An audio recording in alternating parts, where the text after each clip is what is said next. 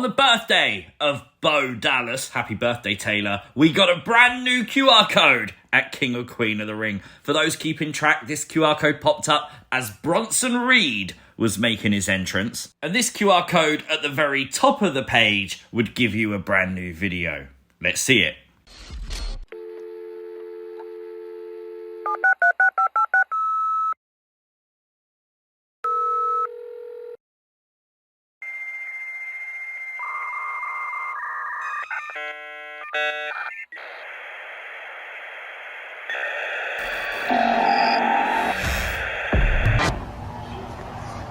I love this game.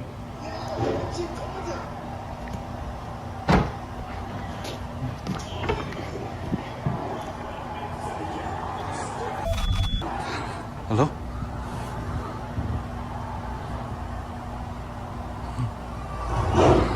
Hello?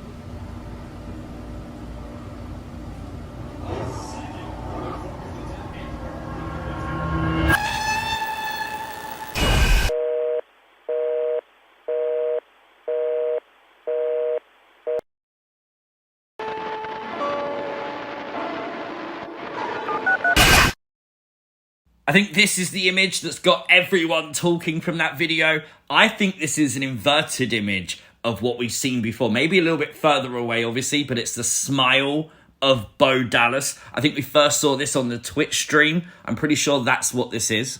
Definitely, this image has captured imagination. You can see someone appearing here in the hall, like next to a doorway. Who was this person? Now, very clearly, you're not meant to see exactly who this person is, but their belief is it's like Uncle Howdy, of course. So the attention has to go to who was recording the video, who was inside the house that we heard their voice, etc. And the belief is actually former WWE superstar Killian Dain. He was a part of Sanity, and he's also the husband of Nikki Cross. Nikki, widely believed to be part of this group. Was this Uncle Howdy visiting the house of Nikki? Like, that's insane. We wondered if we're going to start getting teases for the people joining him. This could be it. We could see Killian Dain in the next QR code. Is he going to end up like the therapist? If you scroll down the page a little bit on the QR code, you'll see that I see you found my journal. And obviously, if you click that, it takes you to yesterday's QR code. Obviously, the actual journal that we saw, we believe this to be Uncle Howdy's journal. At the bottom of the page, the Nightbird logo again would link you to the Twitch stream from Thursday. Like always, the URL tonight, very interesting, wwe.com/Rainerius. Now, if you think that sounds like something you've heard before, it is. We spoke about it yesterday. This was the belief that if you took every single one of the first letters of the cities that the coordinates gave you from the Twitch stream, you got the anagram of Rainerius, whose feast day was June 17th. Now, obviously, on that Twitch stream, we did get the floppy disk with a date missing. We thought 17th of June made sense.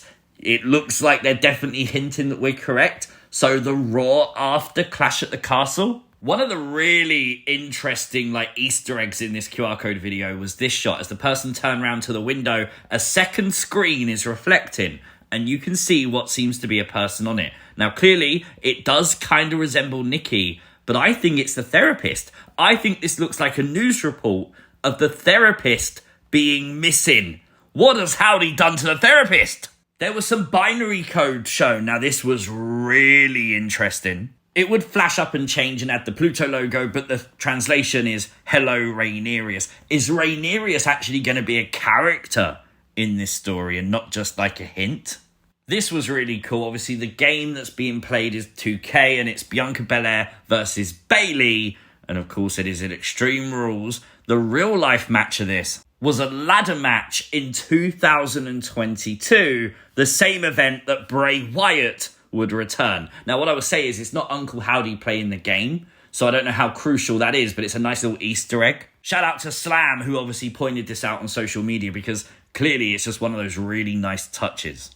Shout out to Vane in the source code was Mother of Exile, arrived in NY Harbour. What's really captured people's attention about this is that next week's SmackDown is in Albany, New York. And if we're correct, if Uncle Howdy has visited the home of Nikki now has Nikki Cross under his spell or whatever. Could Nikki Cross show up as the Mother of Exile on Friday night's SmackDown? This is things you might have missed from WWE's King and Queen of the Ring, which I totally didn't make an intro for. She got SmackDown. Moan about it in the comments. Like the video, subscribe to the channel if you are new. On the countdown tonight, Dominik Mysterio told Liv Morgan he flew all the way to Saudi Arabia to make sure that Liv did not win the Women's Championship for Rhea Ripley. And we didn't have to wait long to see this play out. The first match of the night saw Liv versus Becky for the Women's World title. A really solid match between the two, let's be fair. And I love Liv's gear, Britney inspired for sure. Also really cool to see Liv breaking out the Rings of Saturn submission hold. I like that move. Liv should do that more often. As expected though, dirty Dominik Mysterio would get involved, throwing a chair into the ring. Now, he intentionally threw it towards Becky, trying to help Becky Lynch retain. Becky, confused, allowed Liv to DDT her onto the chair, and Liv Morgan would pick up the win with the assistance of Dominik Mysterio. Now, we got to be clear here. Dom did not join Liv Morgan. Dom did not want to help Liv Morgan. It was unintentional. And you know now Mummy's gonna be pissed. Oh my god, Rhea's gonna hate Dirty Dom for allowing and helping Liv to win the women's title. But that is right, Liv Morgan won the women's championship. It's party time tonight, baby. Nia Jax would become Queen of the Ring. I love the crowning moment. Getting down onto one knee, having Triple H put the crown on her head. We'd then see a very real moment between Triple H and Nia Jax, and tears coming out of Nia's eyes. Commentary reminding us the struggles that Nia's been through. And, you know, like her or not, you can't deny, since Nia's return to WWE, in ring and character-wise, everything's just worked. The match between Nia and Lyra was very good indeed. Props to Lyra. This powerbomb attempt would be the finish of the match. Turned into an annihilator. Oh no.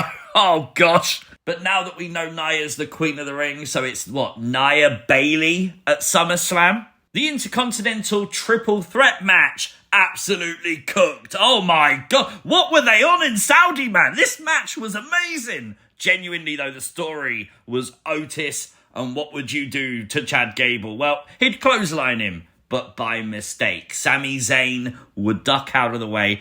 Chad sort of fired Otis up, and Otis was like, okay, I'll do it. And then Sami Zayn ducked. Where does this leave Otis now? Sami Zayn then going back into the ring. Hell of a haluva kick, allowing Sami to retain the Intercontinental Championship. For his first singles match on pay-per-view since the match with The Fiend at WrestleMania 37, Randy Orton would be sung to the ring by the Saudi fans tonight. How gloriously awesome was that? Well, Randy and Gunther would have a great match. Genuinely a very hard-hitting match, kind of like we predicted. Gunther would win the crown. Triple H didn't put it on his head though, did he?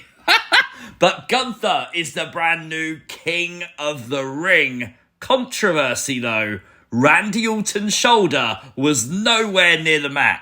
I don't know if the referee's blind, I don't know if Gunther paid the ref, but the shoulder was not once on the mat and Randy Orton lost. I mean, they tried to hide it in replays, but it was clearly obvious that Randy's shoulder was not down.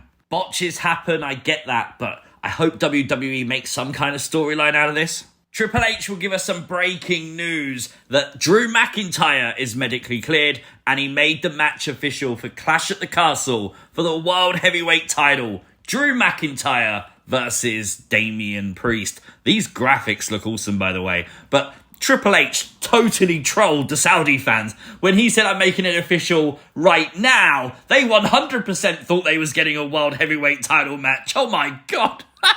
Cody Rhodes versus Logan Paul was tonight's main event. A very solid main event, let's be perfectly honest about it. Nothing wrong with it whatsoever. I now desperately need to see Michael Cole versus Logan Paul. That was, do you know what? Epic. I like that a lot. Cody would stop the referee during the match, counting Logan out, and it kind of looked like it backfired on Cody. The one lucky punch, followed by a giant splash from Logan Paul, with great camera work, by the way, straight through the announce table. After both Cody and Logan Paul would bump into the referee and a huge low blow to Cody, Logan Paul would pull out the brass knucks. And it was this dude who stopped him. This should have 100% been LA Knight. I don't know who this dude is.